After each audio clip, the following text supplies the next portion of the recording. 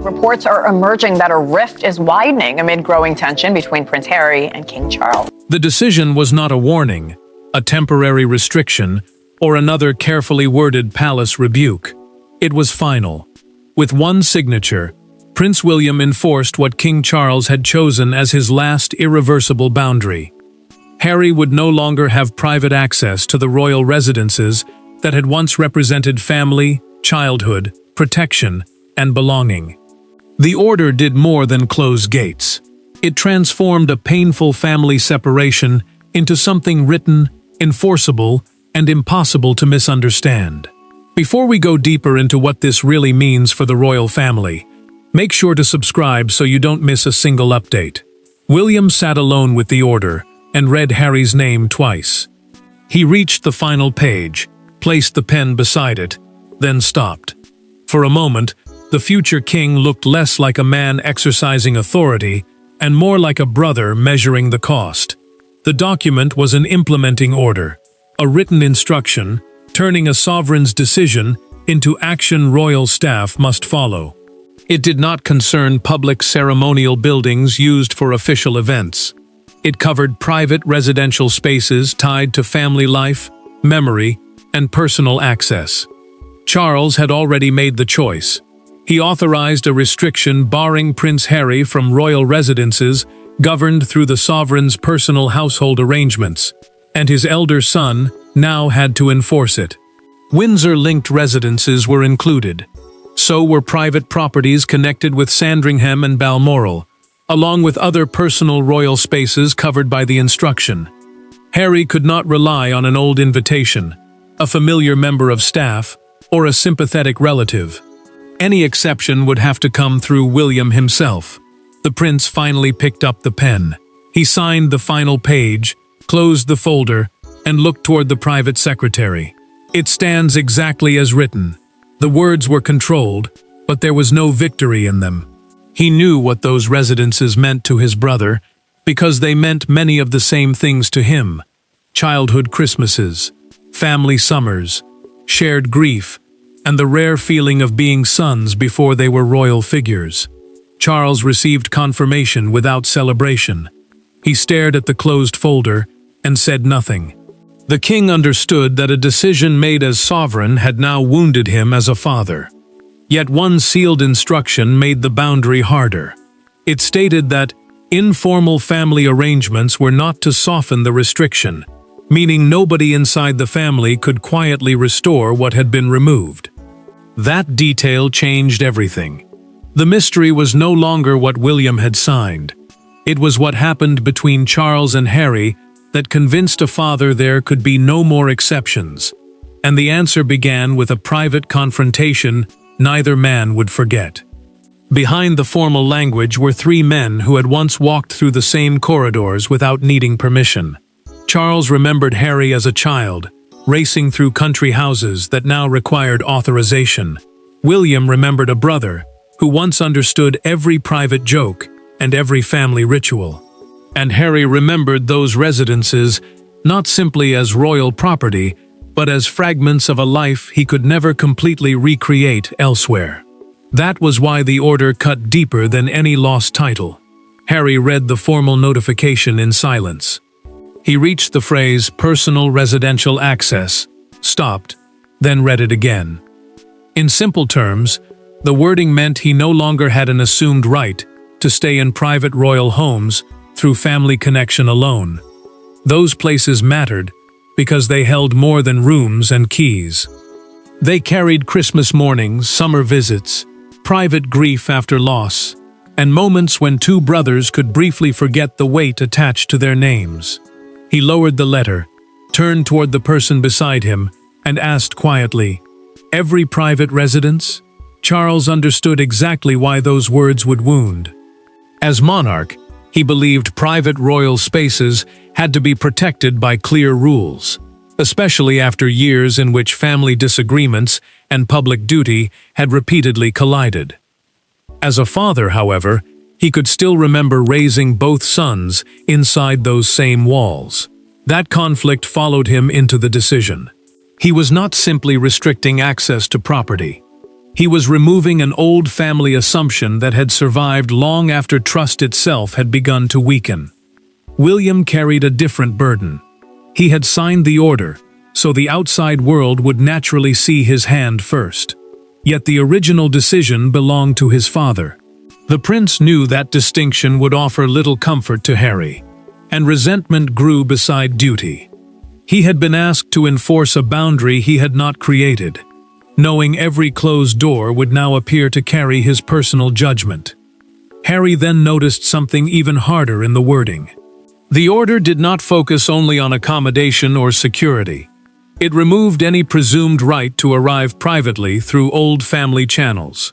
No familiar aid, relative, or quiet arrangement could simply reopen what had been closed. The issue was trust. Charles had made that deliberate. He required William's signature because he wanted the boundary to survive any future moment when his own resolve weakened. The king was effectively placing the decision inside the future monarch's household policy, ensuring emotion could not quietly reverse it later. That revelation changed the meaning of everything. Harry was not facing a temporary punishment. He was facing the result of a specific fracture. And that fracture began months earlier, with one private request that Charles would later remember as the moment the family boundary was finally crossed. Every family rupture has one moment that later becomes impossible to forget. In this story, it happened during a private Windsor gathering when Harry requested unrestricted family accommodation for future visits and pressed Charles to separate that privilege from palace approval. What began as a controlled conversation hardened within minutes. A chair moved back. Voices dropped instead of rising. Then Charles heard one sentence that convinced him the old informal arrangements could no longer survive. From that evening onward, the final order became possible. Harry had already watched informal access narrow since stepping away from full-time royal duties. Visits now required notice, security planning, and household approval, practical arrangements that once would have happened almost automatically. Those details mattered because private royal residences were not hotels available on request. They were family spaces, controlled through the monarch's household, meaning permission depended on both security and trust. Charles had tried to keep those rules separate from his relationship with his younger son, leaving small areas of flexibility whenever he believed family connection could still survive the wider conflict. Harry wanted something stronger. During that Windsor meeting, he asked his father for guaranteed standing access to a private residence whenever he returned to Britain. He argued that he should not have to request permission to enter places he still regarded as part of his family life.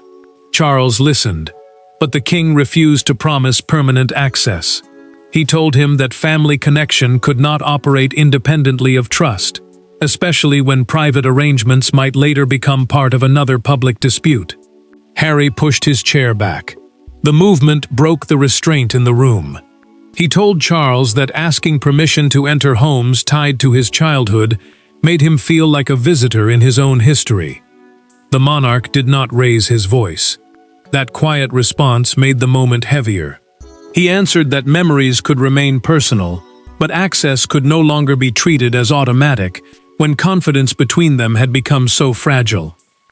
William learned the full account afterward, through a private documented briefing prepared from the meeting. One detail disturbed him most. Harry had insisted that any future accommodation guarantee should remain valid, even if another media controversy or public disagreement erupted. For the prince, that demand changed the issue. This was no longer about arranging one visit. It was about whether family privilege could remain untouched, regardless of what happened outside those walls. Charles acted that same evening.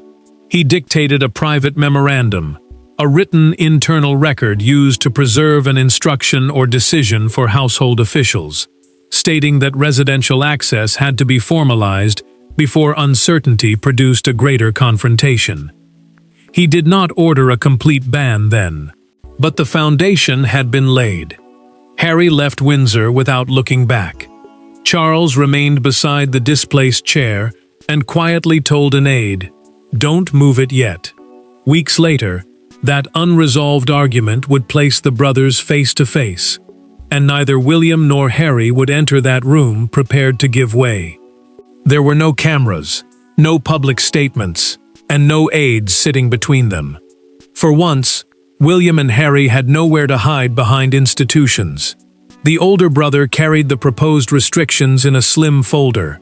The younger arrived already convinced that the decision was designed to punish him. What followed was not a shouting match. It was worse. Two brothers speaking quietly, each realizing the other now interpreted the same family history in completely different ways, and neither could restore what had disappeared. William had asked for the meeting before the order became final because he wanted one thing understood clearly.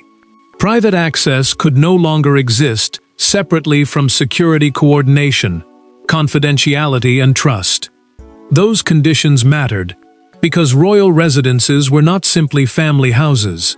They were protected spaces where personal life and official responsibility often overlapped. The prince knew Harry expected negotiation. He also knew his brother still believed the restriction could be narrowed to one property, one visit, or one set of circumstances. Harry did not waste time. He told William that closing the homes where they had grown up would feel like erasing his place inside the family. The words landed hard because the future king shared those memories. But he answered that memory could not create permanent entitlement.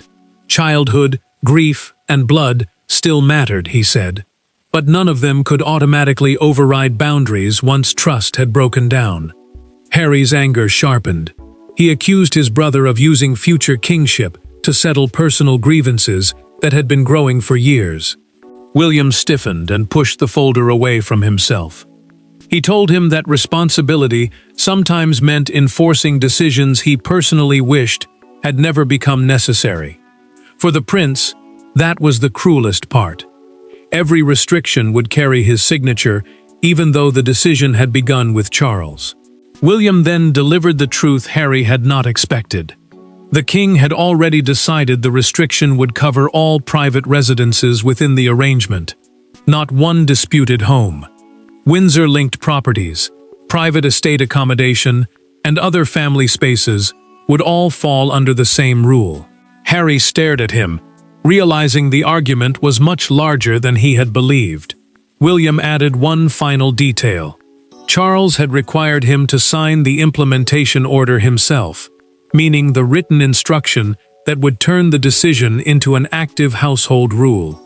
Harry's expression changed immediately. The conflict was no longer only between father and son. His brother would become the person whose name made the restriction real. Harry pushed the folder back across the table without opening it again. William stopped it with 2 fingers, but neither man reached for it afterward. The confrontation had exposed the pain. What it had not yet exposed was the structure behind the decision, and why Charles had deliberately placed the final burden in William's hands. The most consequential part of Charles's decision was not the ban itself. It was the person chosen to enforce it. By requiring William's signature, the king transferred the burden from one generation to the next. Charles could have issued the instruction alone. Instead, he made his heir responsible for carrying it forward. That choice revealed something far larger than a family dispute. The monarch was preparing for a future in which sentiment could no longer be allowed to rewrite boundaries already painfully established. Charles still controlled the private arrangements attached to his own household, but William was increasingly being drawn into questions of continuity, security, and what the next reign would inherit. That mattered, because an instruction tied only to one monarch could weaken when circumstances changed. The prince's endorsement gave the decision a different weight. It meant the rule would not simply belong to the present crisis. It would become part of the future structure surrounding private royal access. Charles slid the final draft across the table, then pulled his hand back before William touched it. For several seconds, neither man spoke. The king finally admitted that asking his son to carry this responsibility felt unfair. He did not want the future monarch to inherit years of unresolved ambiguity, where every family request reopened the same argument. Leaving the matter unsettled, he said, would only guarantee another confrontation later. William looked at the page but did not immediately take it. He told his father that he had spent years trying not to become Harry's jailer, judge, or permanent opponent. The prince knew that once his signature appeared, every future refusal would feel personal. Charles understood the resentment in those words, yet he refused to remove the burden. The king believed responsibility sometimes meant accepting a role nobody wanted. William then reached the clause that made the transfer of power unmistakable. Any exception would require his direct written approval. In simple terms, sympathetic courtiers, relatives, or household staff could no longer arrange a private stay on their own. The decision had a single gatekeeper, and that gatekeeper was now the future king. Another provision cut even deeper. Harry was to be treated as an invited guest, rather than someone with standing residential privileges. That phrase sounded administrative, but its emotional meaning was brutal. A brother who had once entered family homes as naturally as William now needed an invitation to cross the same private threshold. Charles watched his son absorb the wording. He knew the page protected clarity, but it also formalized distance between two brothers who had once shared almost everything. William finally placed his hand on the draft. The transfer was complete, and when those instructions reached the individual households, Harry would discover how quickly a sentence on paper could become a closed door. Orders inside palaces can sound abstract until somebody tries to cross a threshold. Harry discovers that reality when a request for private accommodation during a planned return to Britain is answered differently from every previous exchange. There is no negotiation over rooms, no quiet suggestion of an alternative residence, and no assumption that family status will settle the matter. The response is brief. Private royal accommodation is unavailable under the new directive. For the first time, the signature has become a locked door. Harry read the message once and stopped listening to the conversation around him. Household offices had already received the finalized instruction, and every future request for a private royal residence now had to pass through William's authority. That mattered because the rule did not bar him from public ceremonies or official royal spaces when formally invited. The wound was more personal. It removed the old assumption that family connection alone could still open a private door. Harry locked his phone and placed it face down. So that's what the signature meant. Anger came first, but disbelief sat beneath it. He had known the order existed.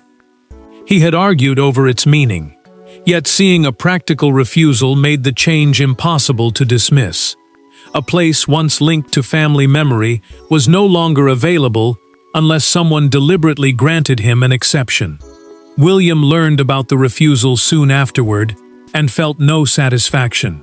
He asked whether Harry had been offered suitable independent accommodation elsewhere. The prince understood the distinction clearly. Enforcing a boundary did not require humiliation.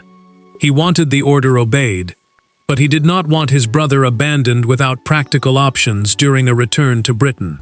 Harry pressed for clarification through the same private channel. The answer was even colder than the first. The staff member handling the request had no discretion to alter the decision. Informal appeals, familiar contacts, and quiet arrangements had been removed from the process. The old system had been dismantled precisely so emotion could not quietly undo what Charles and William had formalized. Harry then asked the one question that still mattered. Who could approve an exception? The reply was simple. Only William. That answer changed his anger. Any return to a private royal home would now require him to ask his brother directly for permission. The future king was no longer merely associated with the restriction. He had become the only person capable of lifting it. Harry sat with that reality longer than anyone expected. Then he made a decision that surprised those around him. He did not prepare another public attack.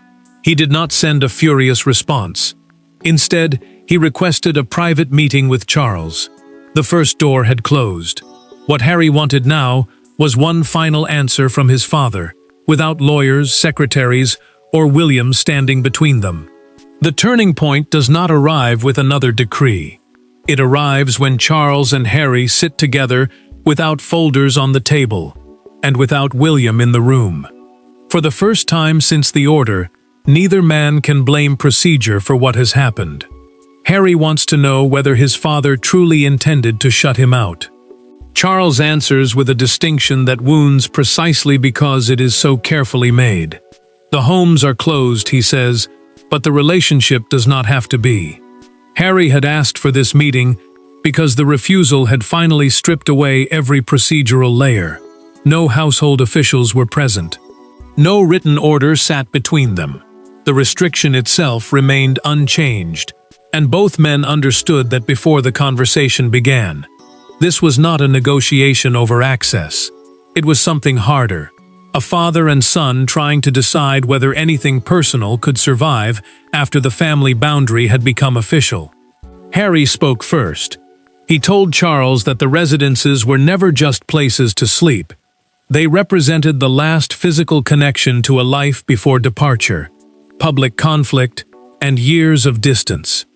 They carried memories of childhood, loss, and moments when family had seemed stronger than institution. The king listened without interruption. He understood that removing access had not simply closed buildings. It had touched the part of his son still tied to an earlier life. Charles finally admitted what he had never said during the arguments. Approving the restriction had felt like closing part of his own past as well. He remembered raising both sons inside those spaces. But the monarch told Harry that affection could not survive if every personal gesture also had to become an exception to boundaries already agreed. Love, he said, could remain. Automatic access could not. Harry then asked the question that had been sitting beneath his anger from the beginning. Had William demanded the ban? Charles answered immediately, no. The decision had been his. The prince had been required to enforce it, not invent it. Then came the harder revelation. In their private conversation before the signing, William had resisted being given final authority over exceptions, because he feared it would deepen the distance between the brothers. Harry went still. For the first time, the power his brother now held looked less like conquest and more like a burden neither man had wanted. Charles reached toward his son's hand, then stopped halfway. After a moment, Harry placed his own hand on the table beside his father's. They did not touch, but he did not pull away. The meeting ended without an embrace and without another argument. Harry left understanding more than he had when he entered.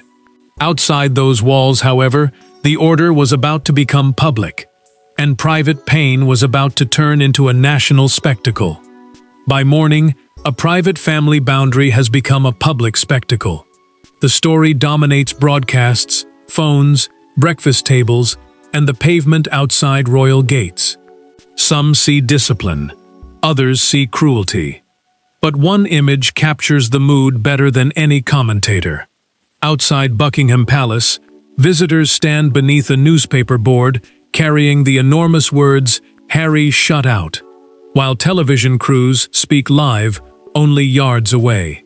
What Charles intended as a controlled private decision has become a referendum on family, monarchy, and forgiveness. William watched the coverage for only a few minutes before asking for the television to be turned off. Partial details of the restriction had reached the public, forcing palace communications staff to explain one crucial point. The order affected standing access to private royal residences, not Harry's wider family identity or his ability to attend formal events when invited. That distinction mattered, because the public debate was already moving faster than the facts inside the family. Harry saw the same headlines and reacted with immediate bitterness. One side described the decision as a necessary consequence of broken trust. The other called it a deeply personal punishment that turned childhood homes into symbols of rejection. He could easily have answered publicly. Instead, after his private conversation with Charles, he chose not to turn another painful moment into an instant confrontation. William felt trapped by the language being used around him. Broadcasters repeatedly focused on his signature, making him appear to be the brother who had personally banished Harry. The prince knew the truth was more complicated. Charles had made the original decision, and he had been required to carry it forward. Yet once his name appeared on the order, public memory began attaching the entire act to him. Outside Buckingham Palace, the argument became impossible to ignore. Tourists gathered near the railings and photographed a newspaper front page carrying the fictional headline, "Harry shut out. William signs Charles's final order." A broadcaster speaking nearby called it a family fracture made official, and the phrase spread quickly because it captured the emotional violence of something written in calm administrative language. Harry heard another detail that changed the tone slightly. Palace wording confirmed that he had not been erased from the family itself. The restriction concerned private residential access. The emotional wound remained, but the most extreme claims suddenly looked less accurate. William then became the center of a different discussion. One broadcaster described his signature as the moment the future king accepted responsibility for maintaining boundaries created during Charles's reign. The story was no longer only about Harry. It was now about succession, authority, and what kind of monarchy would follow. The noise reached its peak. Inside the family, however, the conclusion was much quieter. Nobody had won. But the uncertainty was finally gone, and the last meaning of the order would depend on what Charles, William, and Harry chose to accept once there was nothing left to negotiate. In the end, the order changes less about buildings than it does about belonging. Harry remains Charles's son and William's brother, but he no longer possesses the quiet assumption that royal doors will open because they always did before. Charles has chosen boundaries over exceptions. William has accepted responsibility for enforcing them, and Harry, after anger, disbelief, and one painful conversation with his father, understands the final truth. Returning to Britain can still mean returning to family, but it no longer means returning home in the same way. Harry does not challenge the restriction again. The order remains fully in force, leaving him without automatic access to private royal residences and requiring William's direct approval for any future exception. The decision changes no title and formally severs no family relationship. Its meaning is narrower but more personal. Private residential privilege now depends on trust rather than blood alone. That distinction matters because the final wound is not public status. It is the loss of an old assumption that family doors would always remain open. Charles receives confirmation that every household procedure has been updated and says nothing. The king closes the file, carries it away from his working desk, and places it where he will not have to see it again that day. The action feels like clarity and defeat at the same time. He has ended the uncertainty that repeatedly pulled private affection into institutional conflict. But the cost is something no administrative success can soften. A boundary has been protected. A father has still lost part of what once connected his sons to the same home. William reaches his own quieter conclusion. He no longer expects his relationship with Harry to return to what it was before anger, departure, and years of mistrust changed them both. The prince chooses something smaller and more realistic. Future contact built on clear limits rather than old assumptions. Then confirmation arrives that his brother has arranged independent accommodation for his next visit to Britain instead of requesting an exception. William reads the message, pauses, and quietly says, then he understands. Harry's decision is the final turning point. He does not forgive everything. He does not pretend the restriction no longer hurts. But by arranging his own place to stay, he accepts the reality Charles created, and his brother now carries forward. The final verdict is painful, but clear. Charles sacrificed an old family privilege to end a cycle of uncertainty. William inherited the burden of defending that boundary. Harry lost access to places filled with childhood memory, but gained certainty about where he now stands. The monarchy became more controlled, yet emotionally colder. The doors remain closed. The order remains signed. No reversal comes. Three men once called the same royal houses home. Now only the memories belong equally to all of them. Thanks for watching. Please don't forget to like and subscribe, and we will see you in next one.